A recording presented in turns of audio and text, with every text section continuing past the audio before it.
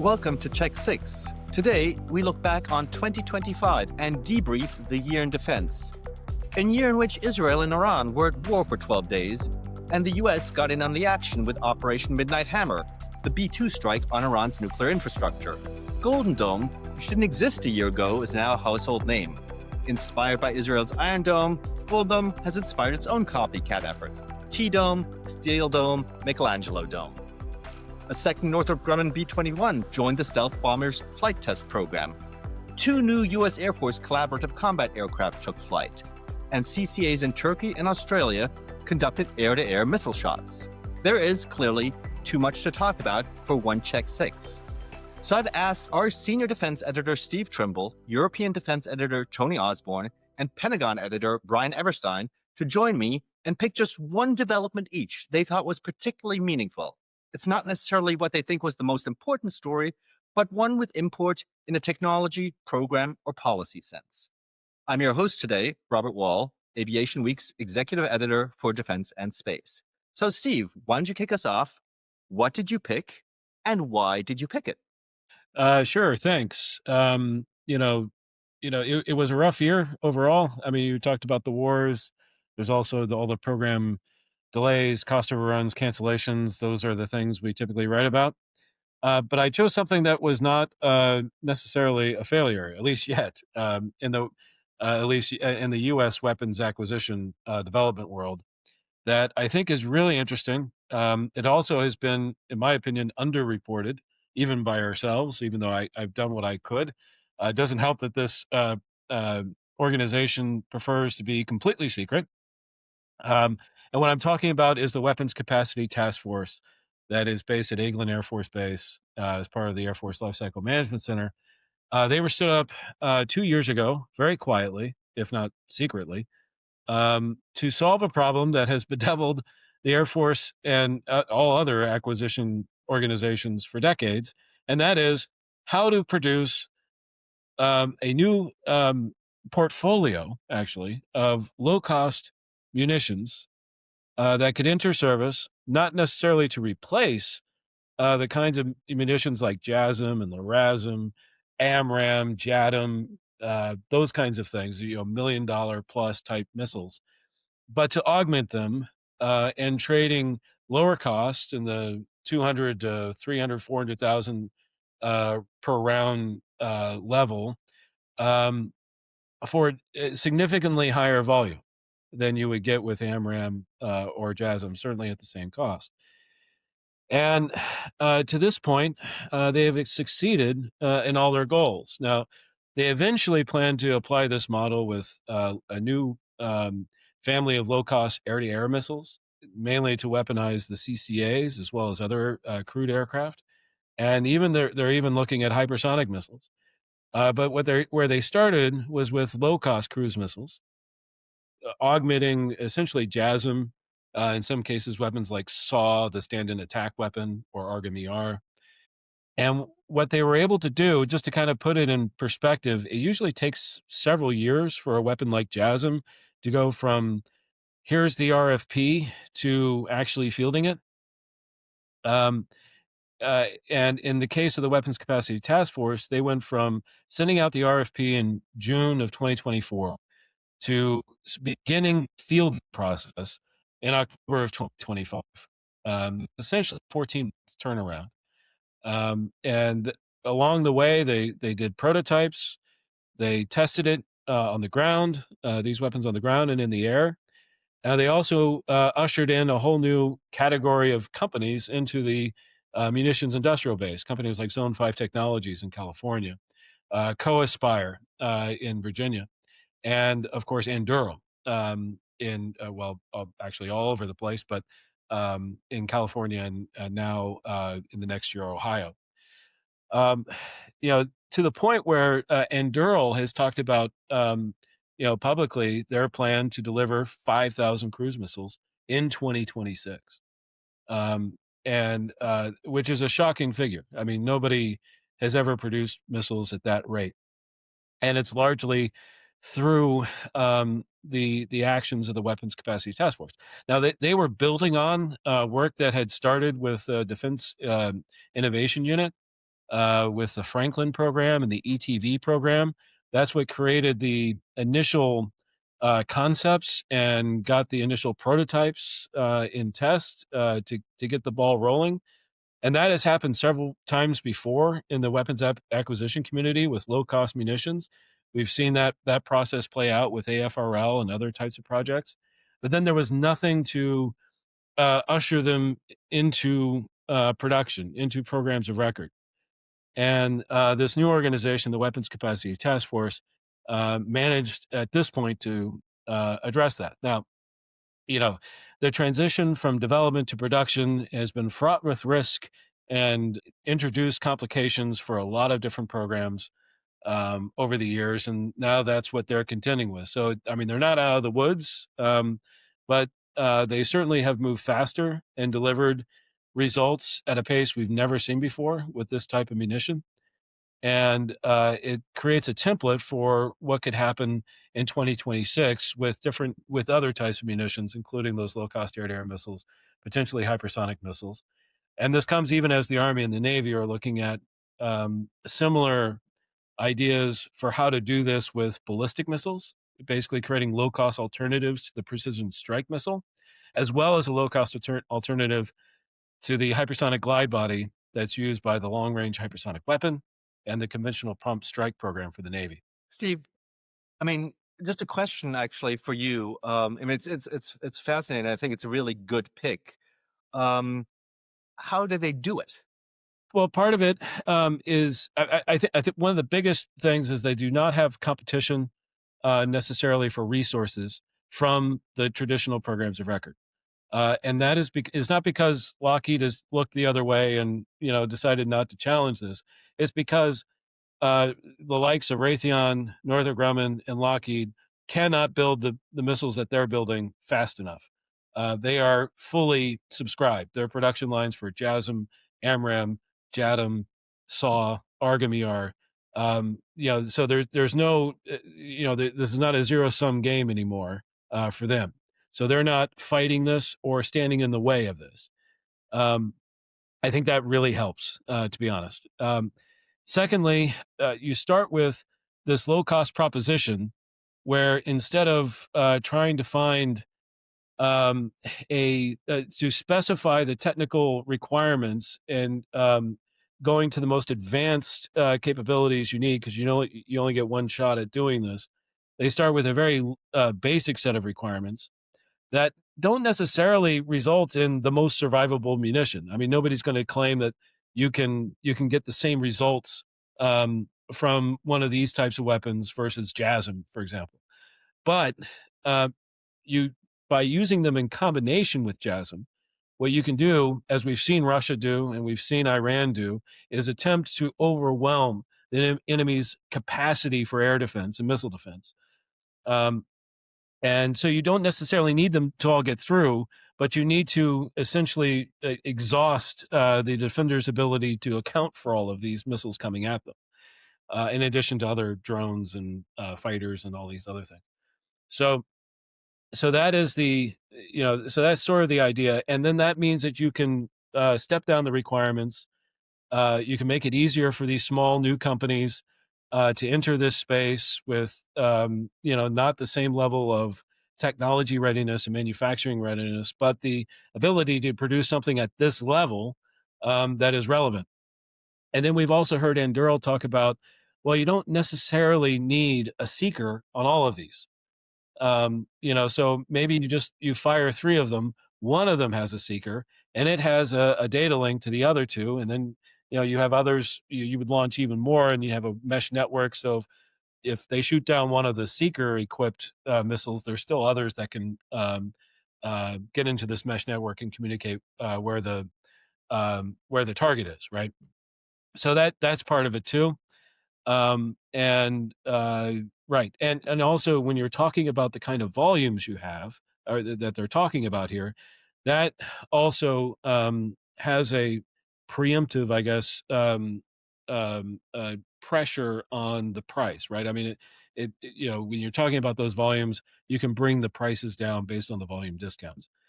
So all of that sort of factors in here, and it seems to have actually worked at this point. I mean, I think just to give people, our audience, a bit of sense of really the level of the change here in terms of price performance.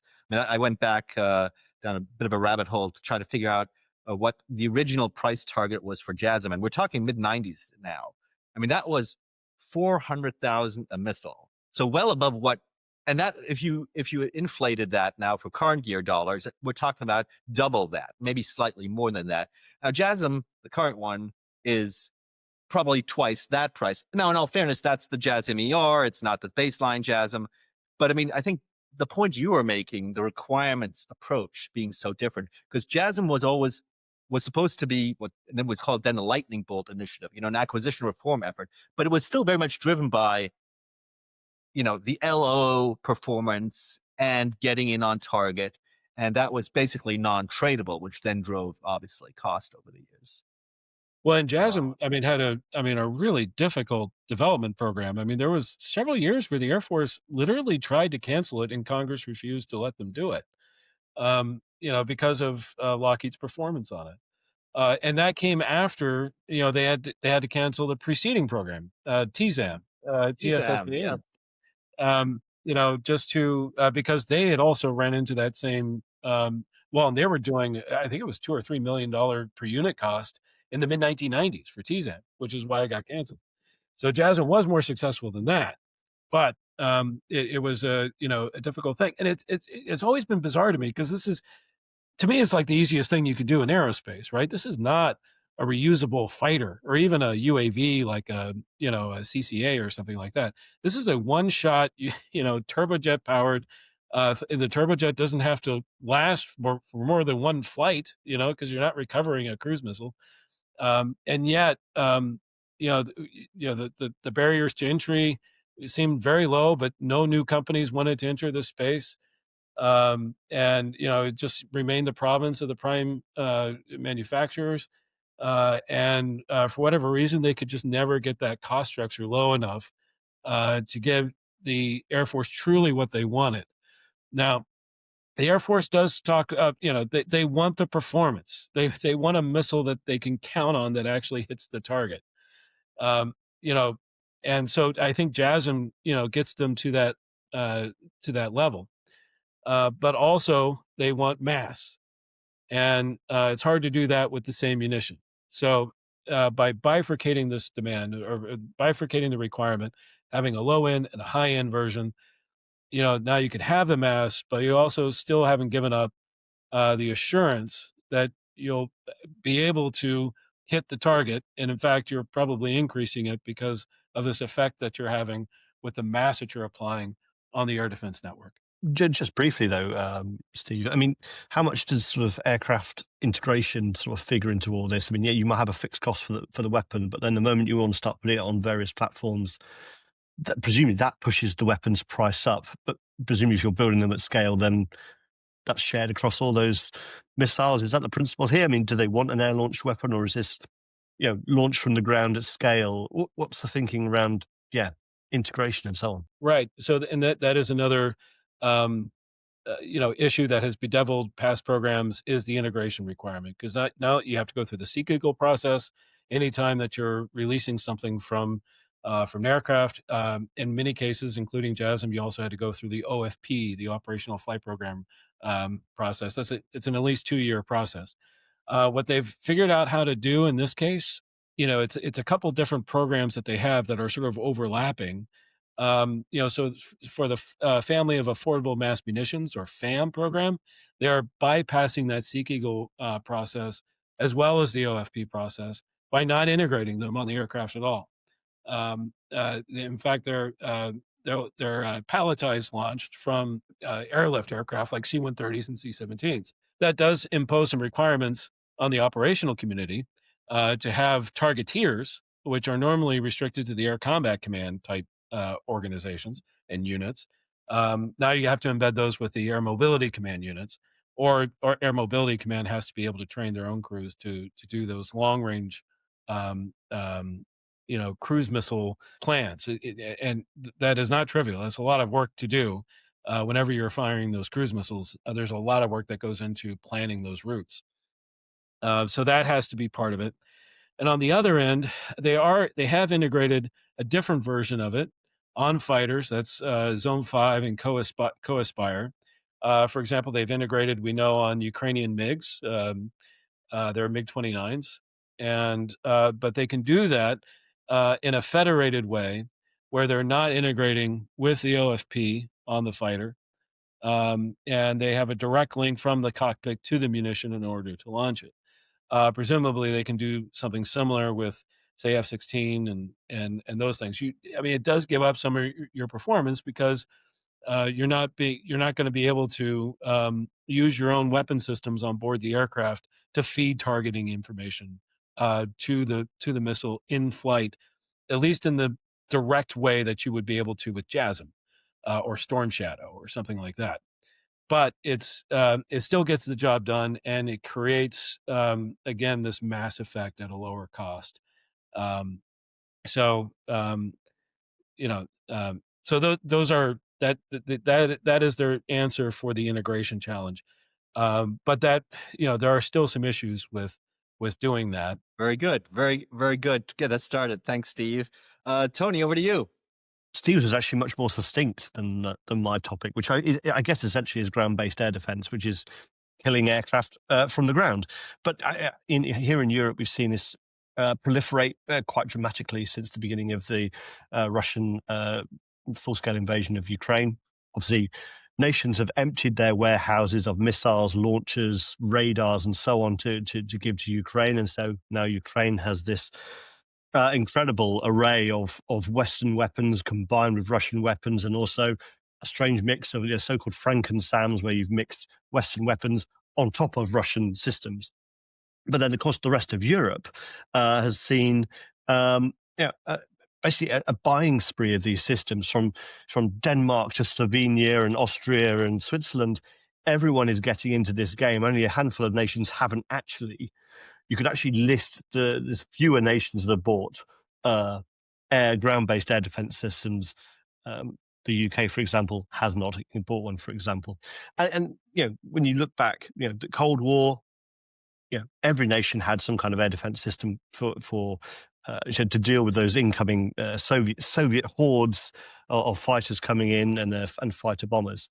After the Cold War, the peace dividend, a lot of countries got rid of it. Only a handful of nations kept it. You can name those: Germany, sort of France had a handful, Spain, Greece, and so on. And then the Eastern European countries were still reliant on those Soviet-era SAMs, everything from SA-6s, SA-11s, and so on.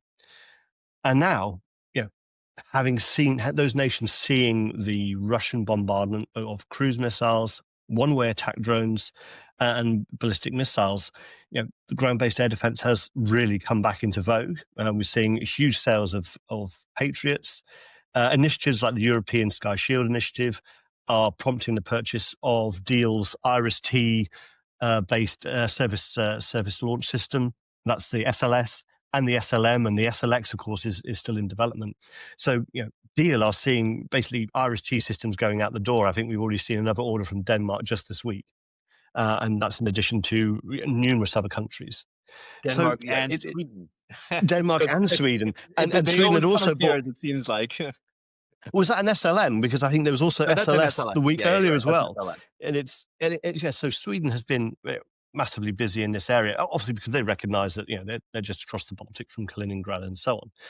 And of course, it's not just air defence against air-breathing threats. Obviously, we're now seeing drone protection. People saw the impact of the Ukrainian Spider's Web mission and are now having to think, how do we deal with drone swarms? Also having to think about passive radars. There's a very interesting initiative, for example, here in the UK, where we're building wind farms off the British coastline, and our radars can't see past them very well. So now we're having to think of ways to look at how we mix a combination of detection measures to work with radars and bypass those wind farms. And I think one of the options is a system a bit like what they have in spread across Ukraine, a passive radar network that can listen and perhaps look for incoming threats.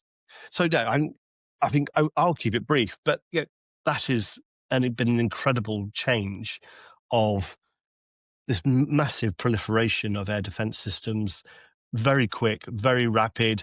Countries want these capabilities to be seen because obviously their populations are worried about the potential Russian missile threat.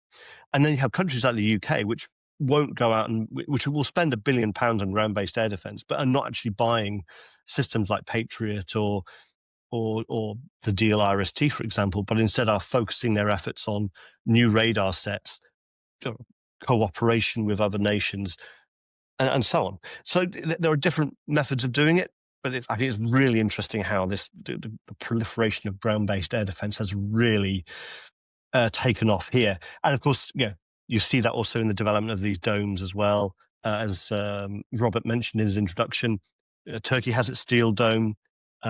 America has the Golden Dome, and I'd be really interested to see how that extends to sort of the ground-based element rather than just the space-based element, which we've written a lot about already. I think Brian had a question. Not as much a question as a comment, but as you're talking, obviously from the Pentagon perspective and U.S. only perspective, it made me think about, there's this debate been going on the past year or two about ground-based air defense within the U.S. military. You have the former secretary, you have the current U.S. Air Force chief, General Ken Wilsbach, have really prodded the Army for just not doing enough for the U.S. Air Force. And the U.S. Army's air defense units are the most undermanned, overdeployed task unit in the Army. And so you're kind of getting the Air Force prodding, they're not getting enough protection. And Congress has piled on in some of the legislation that we've seen. They're ordering the Air Force to explore adopting their own Frank and SAM systems for expeditionary air defense as you're looking at locations across the Pacific. So it's sparked a debate within the Pentagon, kind of a roles and missions sort of discussion. So I'm curious to see how that will play out with the Air Force leadership still continuing that push. It's quite interesting because in many countries, the ground-based air defense is still run by the Air Force because it's seen as part of that air defense of the nation, air defense of the sovereign airspace. So it's really interesting that the US Air Force doesn't actually do that for itself. So in the UK, we used to have a regiment that would look after air bases, and it had a limited capability to do service-to-air missiles. If you go to Saudi, air defense is run by the Royal Saudi Air Defense Forces, but that will be subsumed into the Air Force at some point in the near future. Things like SAMP-T in France are also operated by the Air Force. So that's quite an interesting point of view that the US Air Force doesn't do its own ground-based air defense and is still reliant on the Army to do it. Well, they said they want to do it, just give them the money. I guess you can do whatever you want as long as you have the money. Which they will re-roll into fighters, no doubt. Steve, sorry. Well, yeah, and Tony, I mean, when you're talking about that, I remember, I think a week ago, the Ukrainian military reported out that Russia had fired over 2,900 Shahids into Ukraine in November alone. So nearly 3,000 Shahids. So, I mean, which is kind of the scale of the problem. Now, back in September, I reported that the Ukraine's Dark Node unit, which is their sort of R&D unit to produce interceptors, had come up with an interceptor that they say cost $5,000 that has already at that point shot down 1,000 Shahids over the last 8 months. Obviously, when they're launching 3,000 a month in, that's still just a fraction of what the defense needs. But then there was this thing called Octopus. Yes. Yeah, can you talk about that? Because I still haven't figured out what it is. I wish I could tell you, but it's still very closely guarded, and it's certainly not something I've been able to sort of really get teeth into. But I'm hoping that it's going to be sort of working with some of the other Nordic nations where they are really making advancements in this area. There's a company called Nordic Air Defence, for example, that's trying to build small electric powered interceptors that could deal with a Shahed for $1,000. And we've seen several other companies sort of promising similar initiatives, but no, we've not really seen very much of the result of Octopus so far. But that's quite an exciting concept. Breaking that cost barrier is going to be absolutely critical for achieving success in this war. If Russia is still able to keep scaling up Shahed production in the way that it has been. But it was a Ukrainian design that the UK agreed to build in the UK. So I kind of wondered if it was the Dark Node design. Yeah, no, it's not something that we know about yet. Octopus is, it probably has numerous tentacles into UK industry and into Ukrainian industry, but not one. I don't know if we even seen results from that just yet, but I think it's a matter of time. And actually, Octopus is not the only initiative there. There are various ones in the Baltic states that are exploring this. And I think there are several in other European countries as well that are being funded. I think there's a multi-pronged effort to deliver something quite similar to this. And that's not to mention, obviously, and other methods of low-cost methods of bringing down these, including self-propelled anti-aircraft guns and so on. Which are also, again, after having fallen out of favor, are very much back in vogue. So anyway, good one. Brian, it's your turn. What did you pick and why did you pick it? Well, it's pretty obvious, but it kind of, we have to talk about it. I mean, it's amazing we made it this far in this podcast talking about this year in aerospace without talking about F-47. I mean, it was just a aerospace industry defining contract from earlier this year. And it's really set the stage for a lot of what's going to be going on in the next couple of years within the Pentagon. The Air Force has said they need to move fast. Former Chief of Staff General Alvin said the first test article is in manufacturing. We got first flight predicted for 2028. So, I mean, I think that the award is obviously interesting, but what I've been really following has been the follow-on effects of the Air Force and the Pentagon really going all in on F-47.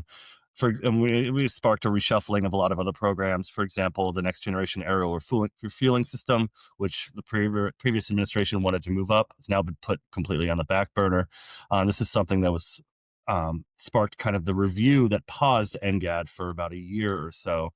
And picking F-47 has in turn led to a delay of the Navy's F/A-XX, which we understood to really be ready for a down select really about the same time. But in awarding F-47 to Boeing, making it a presidential priority, it has kind of sparked these concerns within the high levels of the Pentagon about the industrial base's ability to support two high-level fighters. We'll see how that plays out. I know that everyone's itching for that award. We're seeing about $4 billion in upcoming budget plans for F-47 and just pocket change for F/A-XX. I think it was $74 million. And the Pentagon has reshuffled its acquisition structure to prioritize F-47. We saw the nomination of a new General Dale White to take it on as what's called a direct reporting program manager, taking it out of the typical PEO process and making it a direct report at the highest levels of the Pentagon. I'd like to see, I'd be curious how this impacts other ongoing programs. We have, F-47 was a penetrating counter-air part of the Next Generation Air Dominance. It's a family of systems. So we have the collaborative combat aircraft.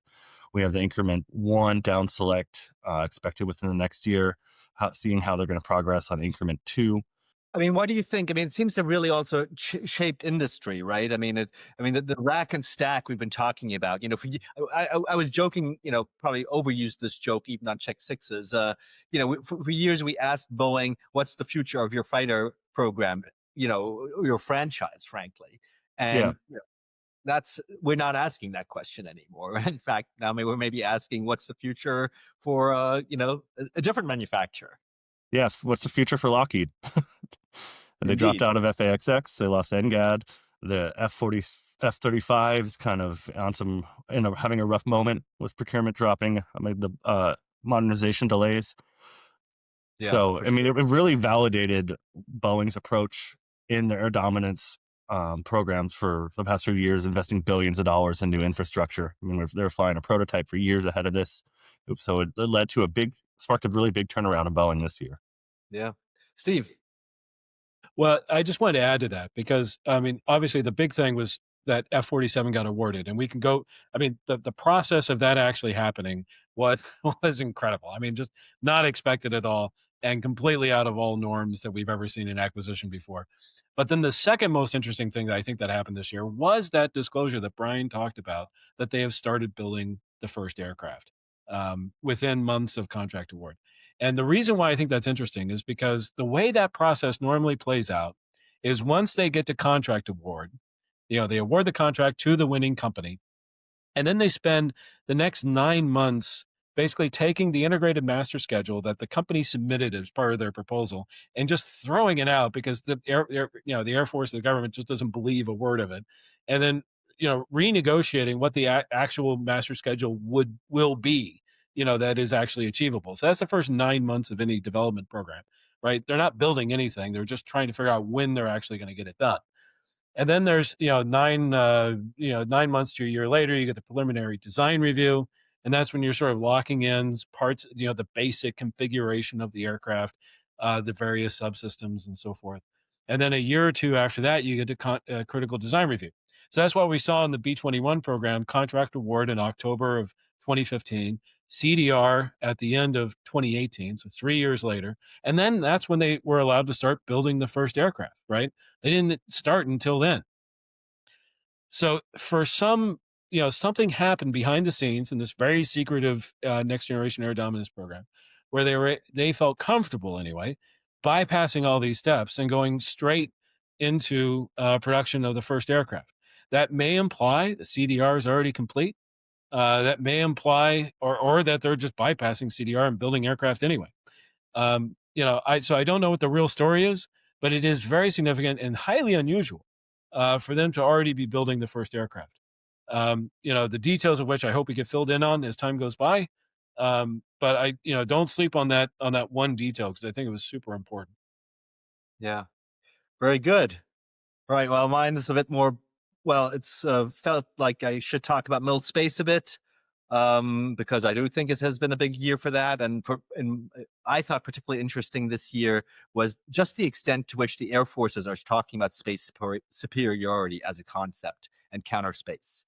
I mean, they've all been kind of doing mild space stuff for a while, the big Air Forces, or I guess in the U.S. case now, Space Force separately, where but I really was struck how this year people were talking about the idea of having to be able to win a war in space, about things like dogfights in space, as China demonstrates capabilities there. I just feel like the tone has changed a lot. When the SecAF made his first speech at AFA, he touched on it. The UK's the Royal Air Force's new chief of staff touched on it in his first big speech. The Germans are talking about it. The French are launching a space plane program. It's just gone to a new level, I thought. And I think that's going to be a development that, to me, 2025 in that respect was a bit of a tipping point. Before we go, I thought we'd maybe do a round of predictions, quick fire. Things that we think will happen in 2026. So who wants to go first? Brian. Sure, I'll hop in since I'm sure Tony and Steve will have some programs, but I wanted to kind of talk more policy. One of the interesting things we saw play out this year is kind of more creative budgeting from the Pentagon. We're across the line of $1 trillion budgets, but that's with congressional support through what's called a reconciliation process, the one big beautiful bill, which added $150 billion or so to the Pentagon coffers. And I think that we're going to see that as a new normal. Last weekend, I was at the Reagan Defense Forum, and OMB Director Russ Vought kind of played through the administration's thinking, where this is a ploy they use to fund top priority programs, nuclear modernization, Golden Dome, et cetera, outside of the appropriations process, which requires bipartisan support. So I think that that's going to be kind of the new norm going forward. It reminds me of years ago when the Pentagon set up the Overseas Contingency Operations Fund, OCO, and then through creative budgeting, they started throwing in base programs. So it's OCO for base. And everyone criticized that, but there was a way that the Pentagon got a lot of stuff done. So I think that we're going to start seeing reconciliation for base, and we're going to stay above that $1 trillion threshold using this kind of creative ploy for the foreseeable future. Tony. I don't know. I was thinking about this earlier. I'm struggling to come up with a prediction. I just know that Trump is going to create even more disruption for European governments over the next. Well, that's not a prediction. That's a reality. Yeah, this making Europe great again. Yes, the most recent national security policy document was quite terrifying reading, frankly. It'd be interesting, I think, to see how European governments deal with this. I think Europe is going to end up even more alone on the world stage, dealing with Ukraine. That would be my prediction. I think it's inevitable. I just don't want to make any other predictions. You don't want to tell us who's going to be the next Red Arrow provider? Come on, Tony. I know you want to know. No, I don't even want to go there either at the moment. I don't think it will be BAE Systems and Boeing, put it like that. All right, there we go. We have a prediction. Steve, over to you. I'm going to go out on the line here and venture a prediction on the winner of the FAXX contract award, assuming that actually happens, right? Because that's gone through severe turbulence over the last couple of years, and there's still possibly more in store. But assuming they actually get to a contract award, I'm going to give a prediction. But first, I'm going to give you all the caveats of why this might not be correct. First of all, I have not seen the requirements, which are highly classified. I have not seen the designs that Northrop or Boeing are proposing. So that makes it really hard to have an informed view of who will win. But what I do know is that Northrop is in a very good position at the moment.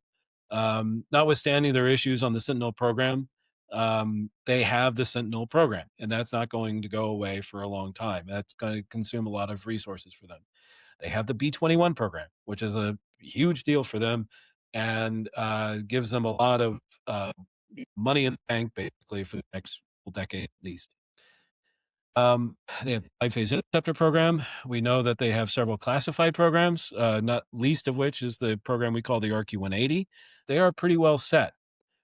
And on the other hand, Boeing now has the F-47 program, but they had premised this very enormous investment that they made upfront at risk in the air dominance program. They invested $2 billion in the infrastructure, the factories, the facilities, the tooling, all these things up front before they won to claim both F-47 and FAXX. And that was a big risk the company took. It was a bet the company risk. It paid off on F-47 eventually through means that still is baffling. But they got the contract. Now they still have to actually execute, and that's a whole different story. But at this point, they got the contract. FAXX is also available to them now. They're still hungry for another win. They don't have the work on the classified side that we're aware of. So I think that they're willing to still be aggressive to win that FAXX contract award. Plus, when they get that, they also have some synergies that they can leverage between F-47 and FAXX to reduce the cost potentially of both, assuming they get the execution right, which, as we know with Boeing's track record, and for that matter, everybody else's track record in this business, is always a bit problematic. So that's my prediction. With all the caveats noted. So is Boeing's FAXX essentially an F-47 with a tail hook? No, it is a very different aircraft designed. I know the Navy requirement is different than the Air Force requirement. It's not requiring the same level of penetrating stealth. But beyond that, it's hard to know exactly what they're looking for. But I wouldn't say so. The only thing I've heard is that while they're not necessarily the same aircraft, there is a DNA that you can detect in their designs that is common. Even if the outer mold line is not at all similar. Well, mine is probably not as complicated. I'm just going to go with, I think Gripen Cs will show up in Ukraine in 2026. And, I'm not predicting it'll change the course of events, but it'll be, certainly something we've been waiting to see. And let's hope it happens. Anyway, with that, I want to say thanks to Steve, Tony, and Brian. Appreciate your chatting us through all this stuff. It was a lot of fun. Thanks to Guy Furneaux for producing this Check 6. And of course, thanks as usual to our audience for your time and attention. And check back for next week's cross-domain predictions episode, where we also reveal what we got right and what we got wrong in last year's predictions. Thank you very much.